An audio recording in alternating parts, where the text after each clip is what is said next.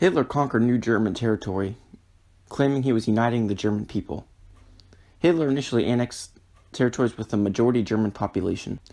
On March 7, 1936, Hitler occupied the Rhineland. Britain and France condemned the action, but failed to stop it. Then, on March 12, 1938, Hitler annexed Austria after 99% of the population voted to unite with Germany.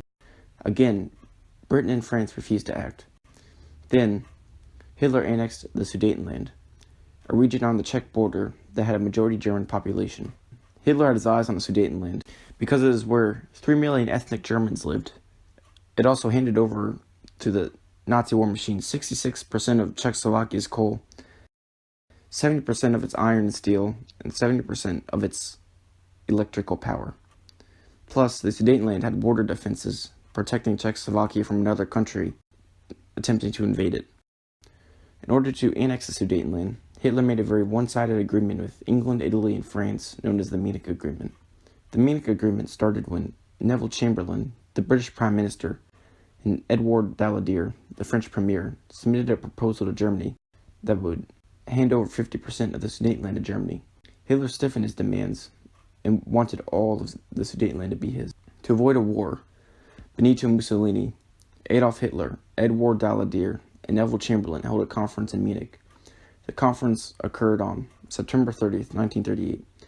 At the conference, Mussolini submitted the terms of the Munich Agreement, which was discovered to have actually been created by Germany. The Czechs had to leave their land, and all German prisoners in Czechoslovakia had to be released. Hitler was able to conquer all Czechoslovakia, not just the Sudetenland, because none of the Czech allies gave them aid. But before we go any farther, let's look at the events that led up to the Munich Agreement. World War I occurred 20 years before the Munich Agreement. The Treaty of Versailles, the treaty that ended World War I, set out certain terms, including Germany having to admit to starting World War I, having to pay £6.6 million in reparations, having to drastically reduce their military, having to give up territory to England and France. Another thing that damaged the German economy was the crash of Wall Street, since Germany got large loans from America. Germany stopped getting loans during the Depression, and the world stopped buying their exports. It made the German citizens all impoverished. The impoverished citizens were desperate for a solution, and that's when Hitler gained power. He promised to restore the German economy and to make it powerful again, and to undo the wrongs of the Treaty of Versailles. On January 30th, 1933, Hitler was elected Chancellor of Germany. Germany had a large amount of technological advances on its side. As Adolf Hitler put it himself, in the early 1940s, we have invincible aircraft, submarines, unbelievably powerful rockets, and a bomb with a working that will astonish the whole world. All of my words are the purest you will see. This shows that the Nazi war machine had superior technology on its side, and that could be easily used to annihilate Czech resistance. Also, the entire nation of Nazi Germany aided the war machine in numerous ways. Neville Henderson, the British ambassador in the year 1938, put it as, "The rearmament of Germany, if it has been less speculatory before it no longer news, has been pushed on with the same energy as in previous years. In the army, consolidation has been the order of the day, but there is a clear evidence that a considerable increase is being prepared in the number of divisions, and an additional tank units outside those divisions. The Air Force continues to expand at an alarming rate, and one can at present see no indication of a halt. We may well soon be faced with a strength of between 4,000 and 5,000 first-line aircraft. Finally, the mobilization of the civilian population and the industry for war by means of education, propaganda, training, and administrative measures has made further strides. Military efficiency is the god to whom everyone must offer sacrifice. It is not an army, but the whole German nation which is being prepared for war. This shows that the entire nation of Nazi Germany were heavily contributing to the Nazi military, thus giving more of one army needs in order to eradicate any Czech resistance. The Czech army didn't even have anything close to how advanced the Nazi military was. The Nazi army had a giant amount of troops. In fact, the Nazis had 17,893,200 Germans in their army, according to Feldgrau. Comparing this to the 1,500,000 strong Czechoslovak army, the Nazi army beat out the Czechs in size by 17-1. The Nazis heavily outnumbered the small Czech army, thus making the Nazis have a stronger military.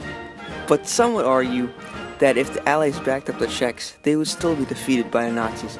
This is false due to the fact that they would have stopped Hitler around this time.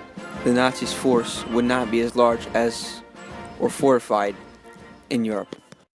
Another aspect of this situation that was Czechoslovakia was the fact that Britain and France did nothing to help Czechoslovakia during and after the Munich Agreement. Robert Boothby, an important conservative British politician, described the Munich Agreement as, "The terms of the Munich Agreement turned out to be even worse than we have supposed. They amounted to unconditional surrender." Even Goering was shocked. He said afterward that when he heard Hitler tell the conference at Munich, if such it would be called, that he proposed to occupy the Sudetenland, including the Czech fortifications, at once, we all knew what that meant. But neither Chamberlain nor Daladier made a cheap of protest. This shows that neither France nor Britain showed any sign of resisting the Nazis' quest for Czechoslovakia. Even Goering, one of the most important Nazi officials, was shocked by how quickly England and France were eager to appease Hitler. England was fine with handing it over to the Nazis. Leonard Cheshire, the highest decorated fighter pilot at the time, described this situation the best. For Hitler, Munich was a moment of supreme triumph. For Britain, one of shame and disaster. This shows that England did nothing to help Czechoslovakia, instead allowing Hitler to take it over and thus giving him a win. England and France failed to back up Czechoslovakia and practically handed Czechoslovakia to the Nazis. Some historians may argue that even England and France helped out Czechoslovakia. Even if they did, all three would have been crushed. However, that is not true. Czechoslovakia, England, and France would have slowed Hitler's conquest of Europe majority, and most likely have stopped the Nazis much sooner. The eastern ally of Czechoslovakia, the Soviet Union, which was a very powerful ally of Czechoslovakia, was not invited to the conference. So no ally of Czechoslovakia was presented back to them during the agreement. According to the Encyclopedia Britannica, Soviet Union had a treaty with Czechoslovakia, and it indicated a willingness to cooperate with France and Great Britain if they decided to come to Czechoslovakia's defense. But the Soviet Union and its potential services were ignored throughout the crisis. Neither side invited the USSR to the Munich Agreement in 1938, even though the Russians wanted to help three of the countries involved, which means that Czechoslovakia lost its major ally in the East, thus making it easier for Nazis to control the Munich Agreement. The Soviets were willing to help Czechoslovakia if France and England protected Czechoslovakia more. A newspaper showed by the Sunday Telegraph states, the new documents show the vast number of infantry, artillery, and airborne forces which Stalin's generals said could be dispatched if Polish objections to the Red Army crossing its territory could first be overcome. But the British and the French side, briefed by their governments to talk, but not authorized to commit to binding deals, did not respond to the Soviet offer made on August 15, 1939. Britain and France ignored the USSR even though they were offering to help them.